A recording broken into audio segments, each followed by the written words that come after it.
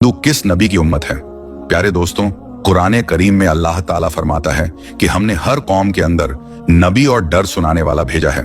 और फिर हदीस मुबारका से हमें यह भी पता चलता है कि पूरी दुनिया की हर कौम और हर एक जगह जहां इंसानियत आबाद थी वहां 1,24,000 पैगंबर भेजे गए, लेकिन इनमें से सिर्फ 25 का ही जिक्र मिलता है। क्योंकि अगर इन सब के नाम, जिंदगी और कौमों के हालात बयान होते तो फिर कुरान इबरत की किताब के बजाय इतिहास की किताब ज्यादा मालूम होती। शायद इसीलिए इनका जिक्र करना जरूरी नहीं था। मगर आज हिंदू मजहब के मानने वाले लोगों का दावा है कि उनका हिंदू मजहब मुसलमानों के इतिहास से भी हजारों साल पुराना है और ना ही हिंदुस्तान की जमीन पर कोई नबी भेजा गया। और उनके पास भी कुरान मजीद की तरह कई किताबें मौजूद हैं जिसमें हिंदू मजहब के लोगों का कहना है कि हमारी किसी भी किताब में किसी भी पैगंबर का कोई जिक्र मौजूद नहीं है, जो कि एक बहुत बड़ा झूठ है। और सूरतुल अंबिया आयत के अंदर अल्लाह ताला फरमाता है कि हमने आपको तमाम जहान के लिए यानी कयामत तक के इंसानों के लिए हिदायत बनाकर भेजा, जिसका मतलब है कि इसमें हिंदुस्तान की सरजमीन भी शामिल है। तो फिर हिंदू मजहब के मानने वाले इसका इनकार क्यों करते हैं? अगर हिंदुस्तान की सरजमीन पर कोई नबी वाकई नहीं भेजा गया तो फिर यह कौम कैसे आबाद हुई? आइए इस सवाल का जवाब इतिहास से जानने की कोशिश करते हैं और ऐसे सवाल के जवाब जानते हैं जो तमाम हिंदू स्कॉलर दुनिया से छुपाते हैं। हिंदू मजहब के मानने वाले लोगों का दावा है कि यह दुनिया का सबसे पुराना मजहब है, इतना पुराना कि जब इस्लाम या मुसलमान लफ्ज का वजूद तक मौजूद नहीं था, जो कि सही भी है, क्योंकि कुफ्र और शिर्क की शुरुआत तो उसी दिन से हो गई थी जब हजरत आदम अलैहिस्सलाम के बेटे काबिल ने हाबील को कत्ल किया था और उनसे अलग होकर कुफ्र और शिर्क के अंदर मुब्तला हो गया था। और इतिहास इस बात का भी गवाह है कि हजरत इब्राहिम अलैहिस्सलाम की कौम भी बुत परस्त थी और इस बात से भी वाकिफ है कि हजरत मूसा अलैहिस्सलाम की कौम ने भी एक वक्त पर सोने के बछड़े की इबादत शुरू कर दी थी।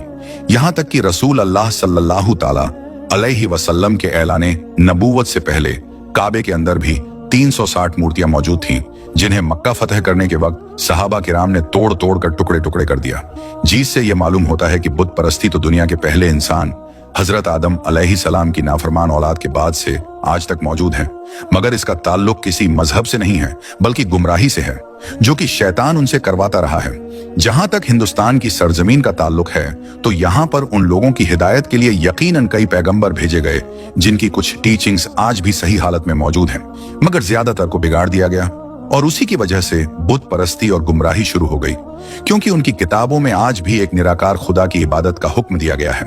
उन्हें भी यह बताया गया है कि खुदा का कोई शरीक नहीं है, वह एक है, उसकी कोई औलाद नहीं, मगर फिर भी उसकी कई मूर्तियां बनाकर उसके शरीक खुदा बनाकर उसकी पूजा होती है। और आज तक हिंदू मजहब के अंदर छोटे बड़े मिलाकर 36 करोड़ देवी देवता माने जाते हैं, या यूं कहे कि आज तक 36 करोड़ बुत बनाए जा चुके हैं। हिंदू स्कॉलर्स का यह दावा है कि इस्लाम की शुरुआत आज से 1400 साल पहले हुई और हिंदू मजहब दुनिया का सबसे पुराना मजहब है। इसीलिए इस्लाम का हिंदुस्तान की सरजमीन से कोई ताल्लुक नहीं।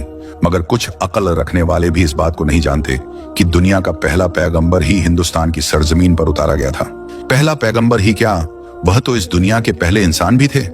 जी हाँ, और वह है हजरत आदम अलैहिस्सलाम। आप अलैहिस्सलाम को दुनिया में उस वक्त हिंदुस्तान की सरजमीन श्रीलंका की पहाड़ी पर उतारा गया था, जहां आज भी उनके कदम का निशान मौजूद है। यानी इस सरजमीन पर पहला कदम ही एक मुसलमान पैगंबर ने रखा था, जिसका मतलब साफ है कि इस्लाम की शुरुआत अरब मुल्क से नहीं बल्कि हिंदुस्तान से हुई। और मुसलमान लफ्ज का मतलब है अपनी ख्वाहिशों को रब के हवाले करने वाला और उसका हुक्म मानने वाला इंसान। अब हैरत अंगेज करने वाली बात यह भी है कि आदम संस्कृत जबान का लफ्ज है, जो कि हिंदुस्तान की सरजमीन की पुरानी जुबान है, न कि अरब की जुबान। और संस्कृत में आदम का मतलब है पहला, शुरुआती या असली। और आदम अलैहिस्सलाम को कदीम संस्कृत की किताबों के अंदर मनु कहकर पुकारा गया है। अगर हिंदू किसी तरह से उनके वजूद का इनकार करने की कोशिश करें तो ऐसा बिल्कुल नामुमकिन है, क्योंकि उन्हीं की मुकद्दस किताब ऋग्वेद और पुराण में आदम अलैहिस्सलाम की पैदाइश का जिक्र मौजूद है, बिल्कुल ऐसे ही जैसे कुरान पाक की सूर बकरा में और इसी तरह इंजील में भी आपका जिक्र किया गया है। इसका मतलब अगर इन तीनों दुनिया की सबसे बड़ी नायाब किताबों के अंदर एक जैसी चीजें मौजूद हैं तो इनका सोर्स भी एक ही होना चाहिए, यानी एक खुदा। और अब सबसे अहम सवाल यह है कि हिंदुस्तान की सरजमीन पर जिस भी पैगंबर को भेजा गया होगा, क्या उसके बारे में हमें इतिहास में कुछ सबूत मिलते हैं?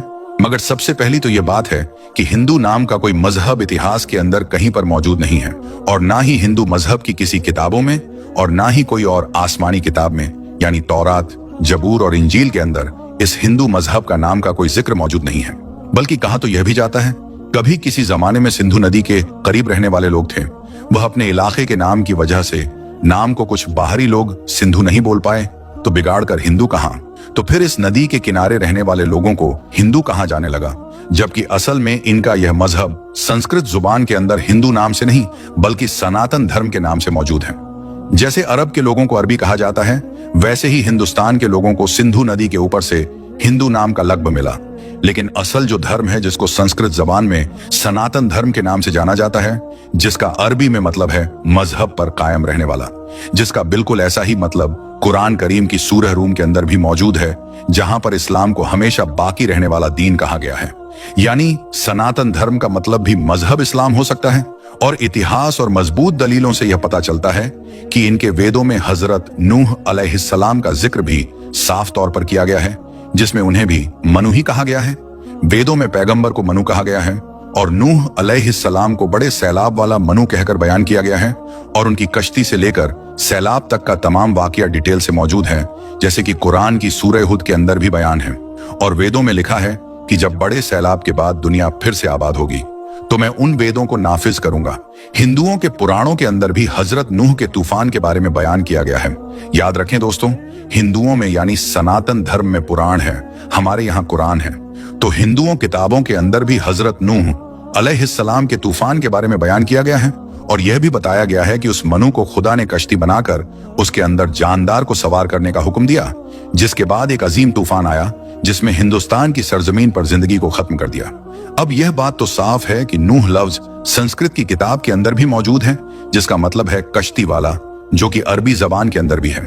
इन सब बातों से एक बात बिल्कुल आईने की तरह साफ है कि हिंदुस्तान की सरजमीन और नूह अलैहिस्सलाम के दरमियान एक ताल्लुक मौजूद है।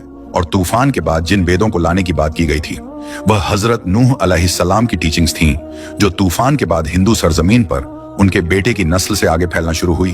उसके बाद उस कौम ने गुमराह होकर बुत परस्ती करना शुरू कर दी।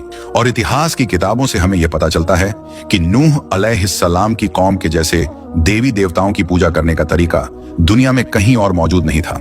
और कुरान करीम में नूह अलैहिस्सलाम की कौम को साबी कहा गया है, जो इराक की सरजमीन को कहते हैं, जहां पर सिर्फ हजरत इब्राहिम अलैहिस्सलाम पैदा हुए थे, जिनकी कौम यही मुशरिक थे जिन्होंने नूह अलैहिस्सलाम और उनके दरमियान आने वाले तमाम अंबिया की तालीमात को या तो बदल दिया था या फिर भुला दिया था और उन्हीं की पूजा किया करते थे।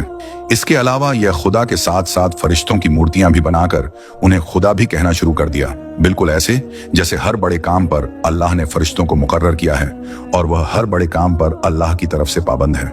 इसी तरह उन लोगों ने हर काम करवाने के लिए एक अलग अलग खुदा की मूर्तियों की सूरत बना दी।